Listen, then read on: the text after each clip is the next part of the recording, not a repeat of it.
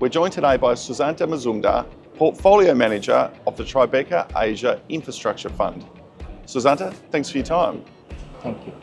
Infrastructure in Asia is clearly driven by what's happening in China. What are you seeing in China which is helping you drive and make your investment decisions? I think the traditional growth model of Chinese infrastructure probably is unlikely to get repeated going forward. China has built enough highways, road and transport and real estate. So the traditional growth is unlikely to come back. Probably we'll see kind of a steady state growth, but what I think will be the new areas of growth is definitely going to be something on the technology side. We have seen massive investment in EV, energy transition and related areas. Corresponding to that, we are playing the data center, the infrastructure, number one through data center, and number two through the energy transition play like renewable, etc. So that will be the first area of China's infrastructure growth. The second part is going to be the consumption coming back, which means that more Chinese travelers will be traveling in the region, and hence the demand for gateway airports is going to rise, and consumption related play we are going to play through the gateway airports. So touching on that, gateway airports, assuming that is in jurisdictions outside of China, is that to take advantage of the substantial movement in people through the region? Yeah, I think it is going to be both the China-based airports, like for example Shanghai Airport, which is a beachhead airport for China.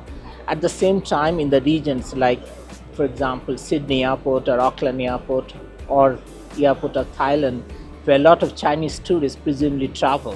And I think as consumption improves, we are going to see more travel in these parts of the world. And we can play through the gateway airports. And you also have a focus on utilities and gas utilities in particular. Why is that? Again, we believe is that if real estate, particularly in the tier 1 cities, find floors, the new household creations should lead to new gas connections, which have been missing and been slowed down last couple of years.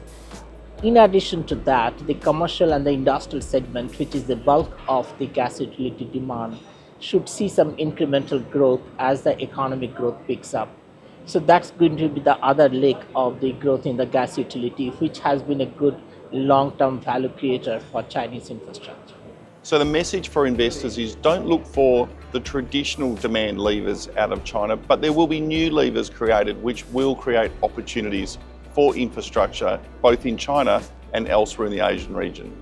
That's precisely the point, and I think the government is pretty much focusing on those areas, which also is the more productive areas as well. So AI investment, energy vehicle, as well as the energy transition, these are definitely going to see a large investment there. And on the consumption side, it is coming from a very low base level. And probably post-COVID, China is the only country which has not seen a kind of a consumption boost. So households in China sitting on a unspent deposit of $3 trillion, which is a huge sum. So any unlocking of that money is going to drive consumption from China, which has been missing for last 4 years. So we are pretty constructive as we see kind of retail sales data bottoming out, and sequentially the consumption is looking better. Susanta, thank you for your insights, and we look forward to speaking to you again. Thank you. Thank you. Thanks for your time.